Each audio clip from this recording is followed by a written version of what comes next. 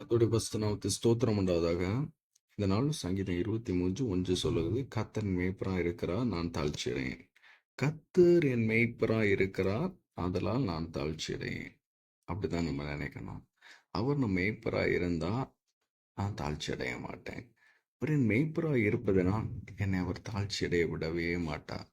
எந்த மனுஷனும் கர்த்தரை தனக்கு தன் மேய்ப்பராக கொண்டிருந்தா அவன் ஆண்டவர் கைவிடவே மாட்டார்.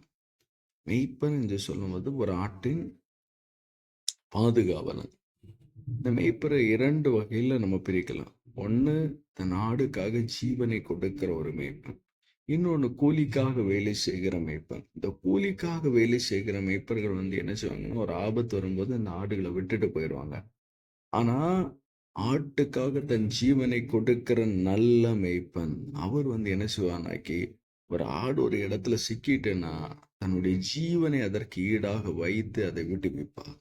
நாம் நம்புகிற நம்முடைய கர்த்தர், நம்முடைய ஆண்டவராய் இயேசு கிறிஸ்து என்ன செய்வார்னா, நல்ல மேய்ப்பன். நானே நல்ல மேய்ப்பன், ஆடுகளுக்காக என் ஜீவனை கொடுக்கிறேன்னு சொல்லி நமக்காக ஜீவனை கொடுத்தவராகும் நம்முடைய அருள்நாதர் இயேசு கிறிஸ்து.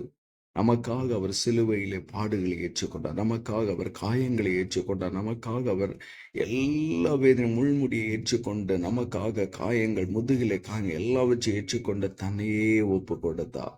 3ஆம் நாளிலே நமக்காகவே அவர் உயிரோடு எழுந்தார். அவரைத்தான் நாம் மேய்ப்பராக கொண்டிருக்கணும். தாவீது ராஜா ஆண்டவரை தன் மேய்ப்பனாக கொண்டிருக்கிற அழகா எழுத, நம்ம இன்னைக்கு இசப்பா, நான் உங்களை நல்ல மேய்ப்பரா நான் ஏற்றுக்கொள்ளுகிறப்பா, நான் உங்களை நல்ல மேய்ப்பனா என் உள்ளத்துல வைக்கிறேன்ப்பா அப்படின்னு சொல்லிட்டு அவரை நம்முடைய மேய்ப்பராக அப்படியே நம்ம எப்பவுமே அவரை நம்ம முன்குறித்து வைக்கும் போது நமக்கு ஒரு நாளும் தாழ்ச்சி அடைய அவர் விடவே மாட்டார். ஒரு நாள் நம்மளை எந்த தீங்குக்கு ஒப்பு கொடுக்க மாட்டார். நம்முடைய தேவை எல்லாவற்றையும் நம்முடைய மேய்ப்பனா இயேசு அவர் பார்த்து கொள்வார். இந்த நாளும் இந்த செய்தியை கேட்கிற ஒவ்வொருவரையும் கர்த்தர் ஆசீர்வதிப்பாராக. ஆமென்.